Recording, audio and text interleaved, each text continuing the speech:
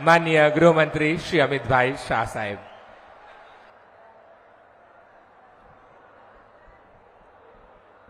भारत माता की। अरे भाई, इतने सारे युवा सामने, आवाज ऐसी आएगी क्या? 2047 में देश की आजादी की शताब्दी आएगी, तब हर क्षेत्र में भारत सर्वप्रथम हो, ऐसे संकल्प के साथ दोनों हाथ उठाकर मुट्ठी भींचिए। सभी लोग अंत तक मुट्ठी भींचिए और प्रचंड आवाज से बोलिए, भारत माता की, भारत माता की। ये मीडिया वाले जरा सेट कर बैठ जाइए भाई, पीछे दिखाई पड़े।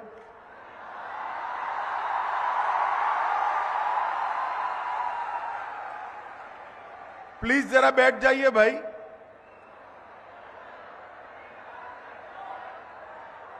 बैठ भी जाओ यार, मैं जिद्दी आदमी हूं, नहीं बोलूंगा तब तक।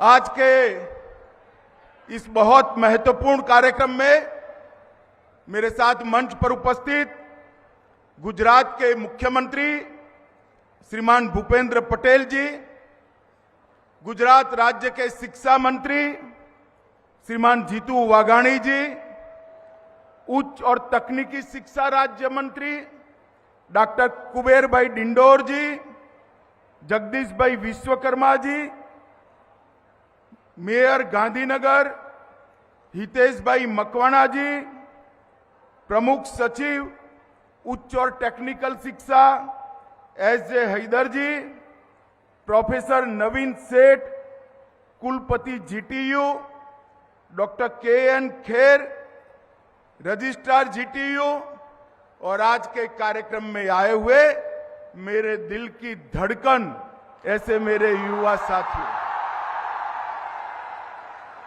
मित्रों, आज मेरे लिए बहुत सौभाग्य का दिन है कि आज दूसरी नवरात्रि है। आज मां ब्रह्मचारिणी का उपासना दिन है, और कहते हैं ब्रह्मचारिणी की उपासना जो नहीं करते हैं उस पर मां सरस्वती कभी कृपा नहीं करती। और उसी दिन आज ये अपना गुजरात टेक्नोलॉजिकल यूनिवर्सिटी, जिसको आप लोग जीटीयू कहते हैं, मैं बच्चों का भविष्य कहता हूं, उसका खुद का कैंपस बनाने का भूमि पूजन आज हुआ है। सभी लोग एक बार हर्षनाद कर आज के कार्यक्रम को बढ़ाइए।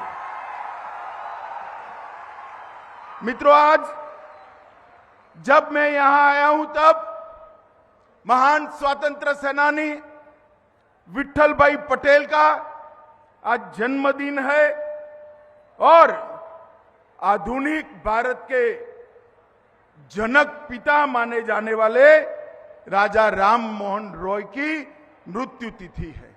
मैं दोनों महानुभावों को प्रणाम कर मेरी बात शुरू करना चाहता हूं। प्रिय विद्यार्थी मित्रों, मैं आप लोगों के सामने 9वें दीक्षांत कार्यक्रम में आया था। मैंने आप लोगों के साथ बातचीत करी थी, और उस वक्त मैंने कहा था कि विश्वविद्यालय विश्व में गुजरात की गरिमा को बढ़ाएगा और भारत के विकास का जरिया बनेगा। मुझे ठीक याद है, जब मैं आज फिर से आ रहा हूं तब मैं बता रहा हूं, काफी लंबी मजल ये 2 साल के अंदर जीटीयू ने काटकर आज उसका पूर्ण स्वामित्व के भवन का भूमि पूजन हो रहा है। इस लेकावाड़ा गांव में जहां मां जक्षिणी विराजमान है, 100 एकड़ भूमि इस विश्वविद्यालय के लिए दी है। मैं भूपेंद्र भाई को और गुजरात सरकार को साधुवाद देना चाहता हूं, क्योंकि जिस राज्य और देश की यूनिवर्सिटी, विश्वविद्यालय उन्नत, उन्मुख और मुक्त मन से विचरण करने वाली न हो, उस राज्य का और देश का भविष्य कभी उज्जवल नहीं हो सकता। 100 एकड़ के कैंपस में बनने वाले विश्वविद्यालय की मैंने बारीकी से अभ्यास किया है, मगर आप लोग उतावले हैं, गरबा रमने जाना है, तो मैं ज्यादा बात नहीं करूंगा। जाना है ना? अरे हाँ बोलिए दम से, जाना है ना?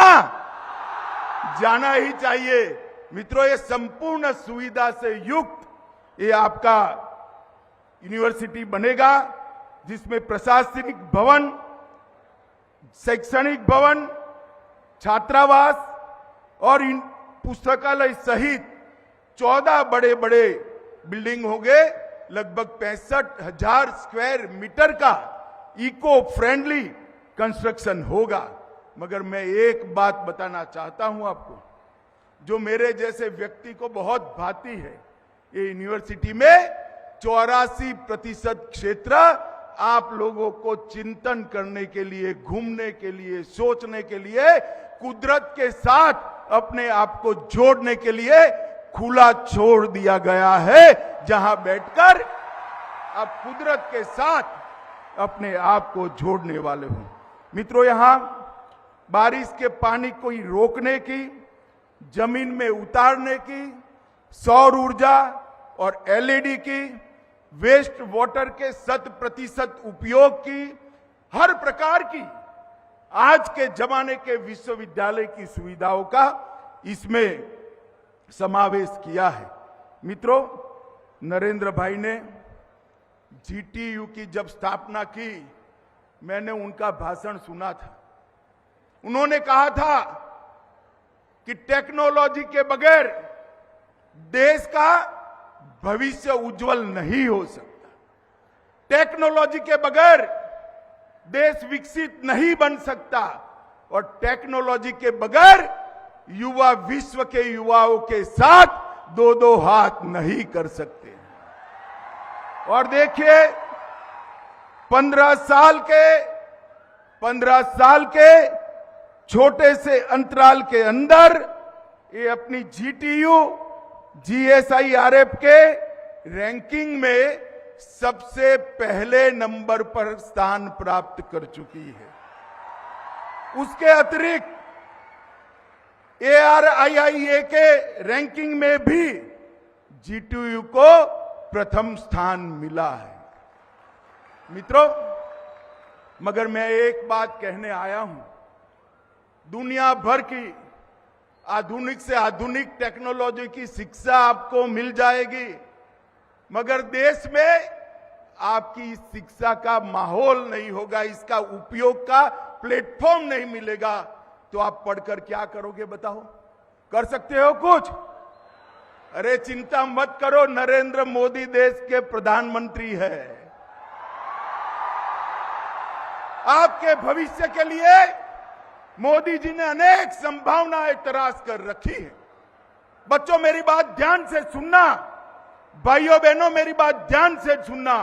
मोदी जी जब देश के प्रधानमंत्री बने, हमारा देश दुनिया की इकोनॉमी के टेबल में 11वें नंबर पर था, और 11वें नंबर पर अटल जी ही छोड़कर गए थे। 10 साल सोनिया मनमोहन ने इतना उपकार करा देश पर। अरे सुनो तो मैं क्या कह रहा हूं, 10 साल बढ़ाया नहीं, इतना नहीं कहता मैं। उन्होंने देश पर उपकार किया, 11 नंबर से नीचे 15वें नंबर तक नहीं पहुंचाया। ये भी बड़ा काम होता है भाई, बड़ा होता है या नहीं होता है? मगर वो 11 नंबर छोड़कर गए। मोदी जी ने 8 साल में 11 नंबर से 5वें नंबर पर लाने का काम किया। और एक अभी बात,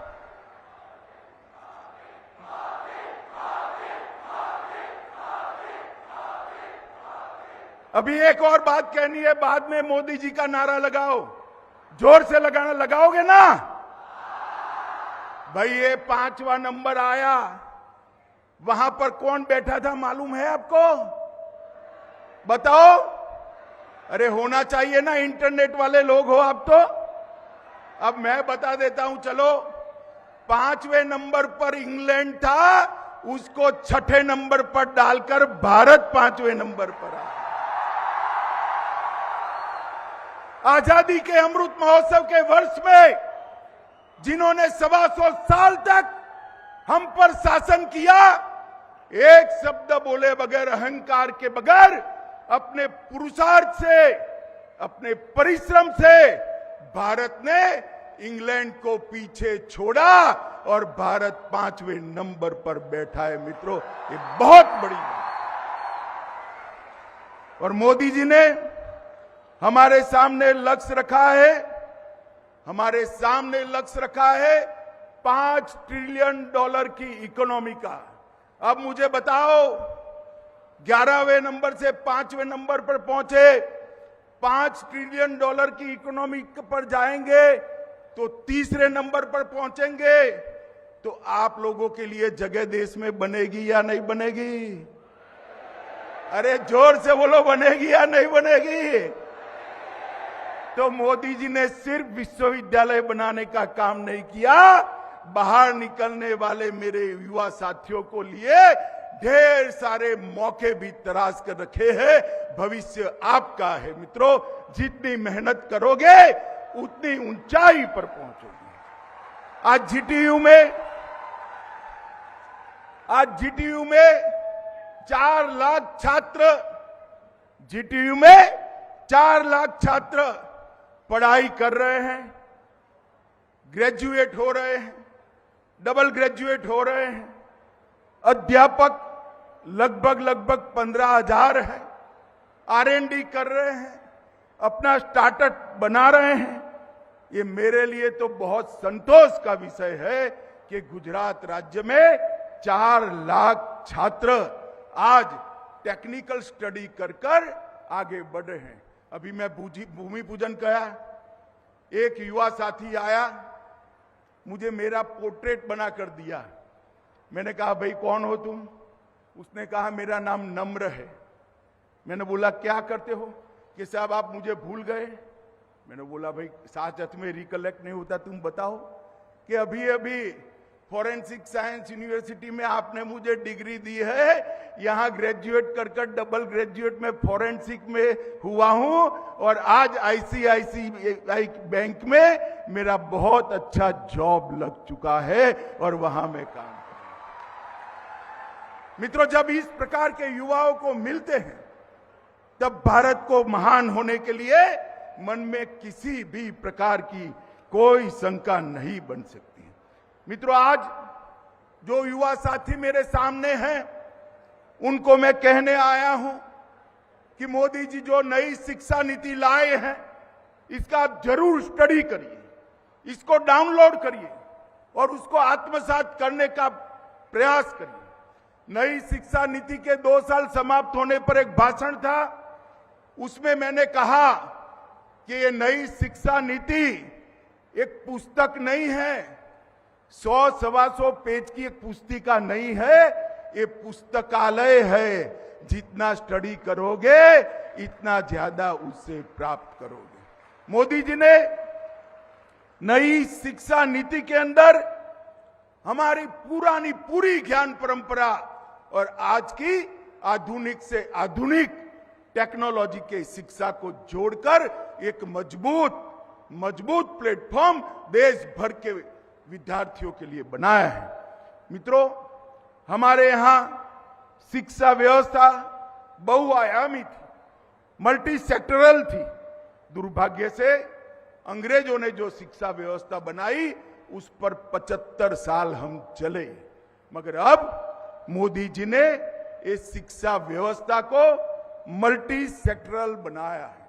पहले शिक्षा का उद्देश्य केवल नौकरी पाना था।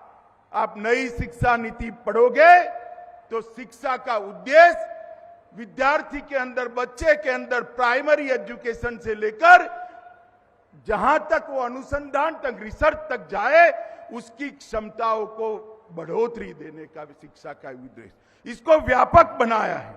मित्रों, ये शिक्षा नीति एक डॉक्यूमेंट नहीं है, परंतु भारत के शिक्षार्थियों का और भारत के नागरिकों का आकांक्षा का आईना ये शिक्षा नीति है। इसको आप ध्यान से जरूर पढ़ना, तब जाकर आपको मालूम पड़ेगा कि मोदी जी किस फलक पर आप सबके लिए काम कर रहे हैं।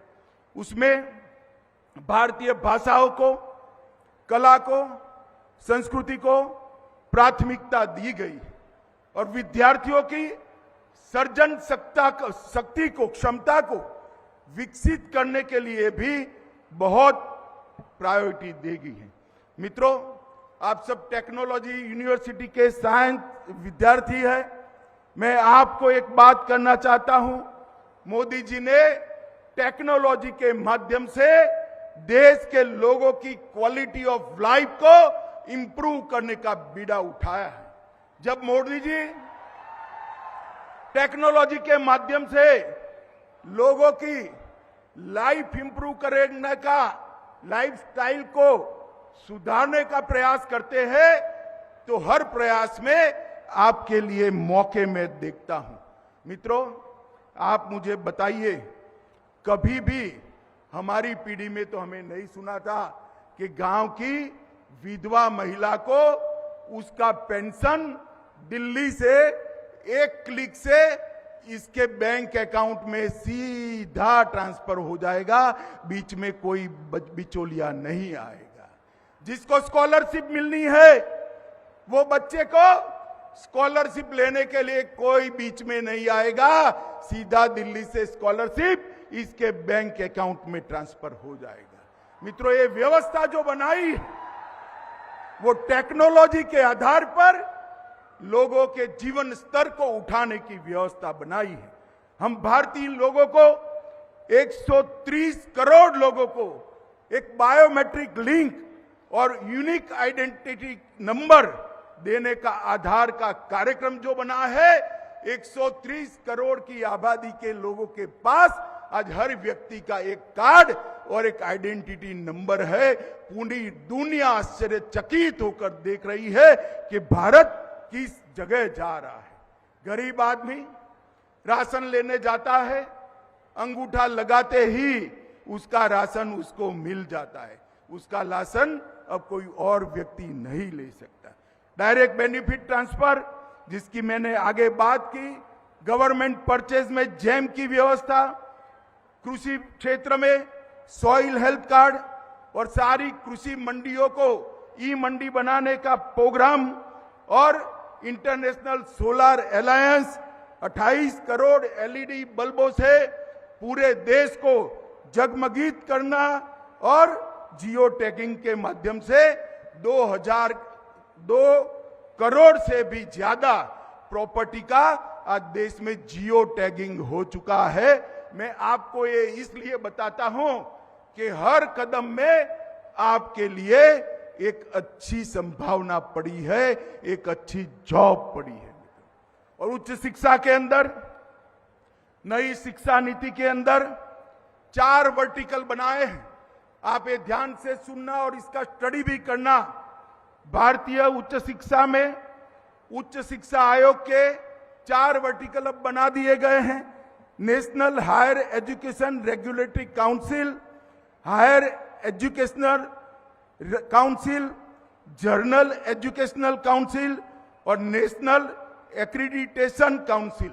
ये चारों स्तंभ के माध्यम से आपकी जितनी भी शिक्षा की जरूरत है, इसको पूरी करने का हमने काम किया है। ई लर्निंग पर भी जोर दिया है। मल्टी डिसिप्लिनरी विद्यालय के क्लस्टर को स्थापना की गई है और एकेडमिक बैंक ऑफ क्रेडिट का भी गठन किया है, जिससे आपकी मेहनत को परवान चढ़ाने के लिए एक योग्य प्लेटफॉर्म आपको मिल सके। स्वयं के तहत खुद पढ़ाई लिखाई करने की व्यवस्था करी है और आज देश में 59 हायर एजुकेशन के संस्थान, 351 100% ऑनलाइन कैरिकुलम लेकर आए हैं। ये बताता है कि आने वाले दिनों में यूनिवर्सिटियों के विद्यार्थियों को पढ़ने के लिए किसी यूनिवर्सिटी की सीमा नहीं रहने। रिसर्च एंड इनोवेशन के लिए बहुत सारे प्रोविजन करे हैं और मित्रों सबसे बड़ी बात करी है कि क्षेत्रीय भाषाओं को महत्व देना। विद्यार्थी जब अपनी भाषा में सोचता है तभी वो अनुसंधान अच्छे से कर सकता है, क्योंकि सोचने की उसकी नैसर्गिक शक्ति अपनी भाषा से उसको प्राप्त है। इसकी दिमाग की शक्ति को अनेक गुना अपनी भाषा में जब विद्यार्थी सोचता है तो अनेक गुना दिमाग की शक्ति को बढ़ाता है। इसके लिए जीईई और नीट को 12 भाषाओं में लेने की हमने शुरुआत किया है। इसी तरह कॉमन यूनिवर्सिटी एंट्रेंस टेस्ट को 13 भाषाओं में हम ले रहे हैं और इंजीनियरिंग कॉलेजों में हिंदी, तमिल, कन्नड़, तेलुगु, मराठी, बंगाली और गुजराती में पूरा एमई तक का अभ्यासक्रम का अनुवाद करने का काम शुरू हो गया। और फिर से एक बार ताली बजाना।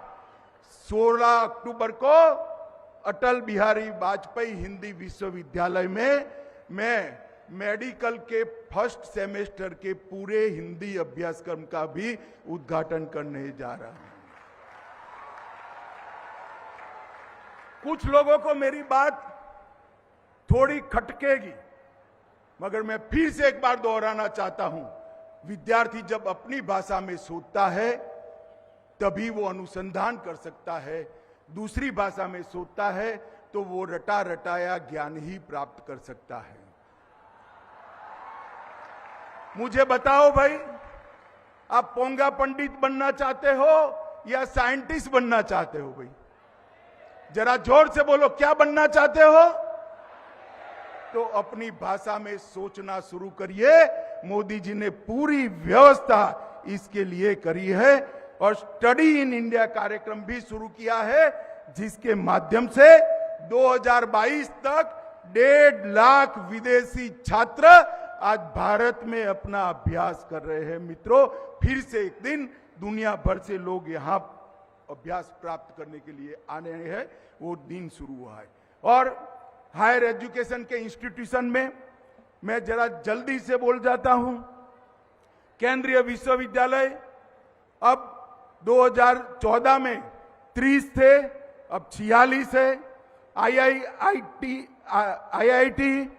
16 थे, अब 23 है। आईआईएम 13 थे, अब 20 है। आईआईटी 9 थे, उसकी जगह 25 हो गए हैं। एम्स 7 थे, अब 22 हो गए हैं। मेडिकल कॉलेज 387 थे, इसकी जगह 596 हो गए हैं। और टोटल यूनिवर्सिटी देश में 723 थी, इसकी जगह 1043 करने का काम नरेंद्र मोदी सरकार ने सिर्फ 7 साल के अंदर। विद्यार्थियों में आपको एक ही बात करने आए, ये आजादी का अमृत महोत्सव।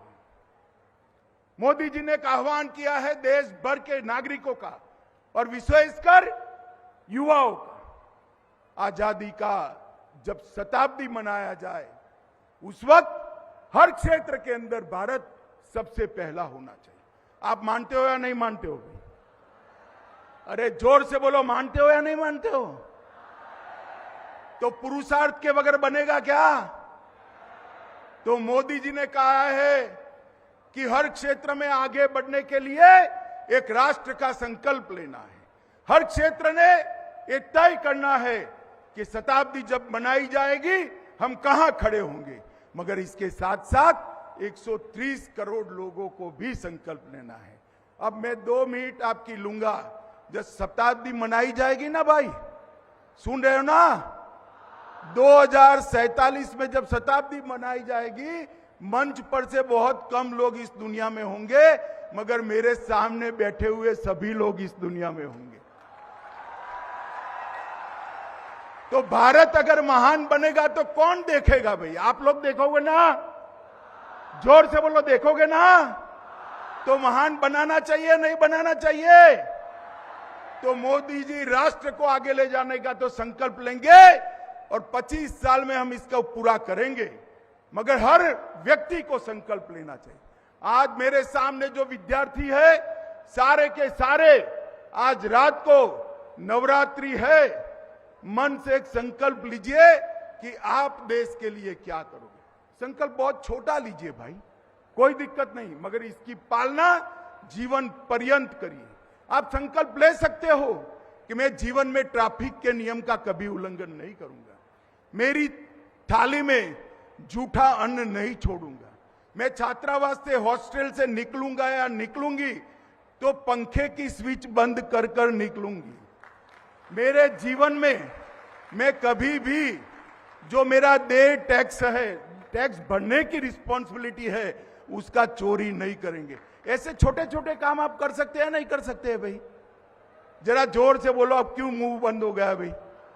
कर सकते हैं ना मित्रों? याद करिए, 130 करोड़ भारतीय अगर संकल्प करते हैं तो देश 130 करोड़ कदम आगे निकल जाता है और वो ही देश को महान बनाता है। हम सब ने भारत को महान बनाने की इस प्रक्रिया में मोदी जी के नेतृत्व में अपने आप को झोंक देना है। आजादी का समय था, तब आजादी के कई लोग आजादी के आंदोलन में अपना बलिदान दिए। हंसते हंसते 17 साल का खुदीराम बोस फांसी पर चढ़ गया, 23 साल के भगत सिंह फांसी पर चढ़ गए।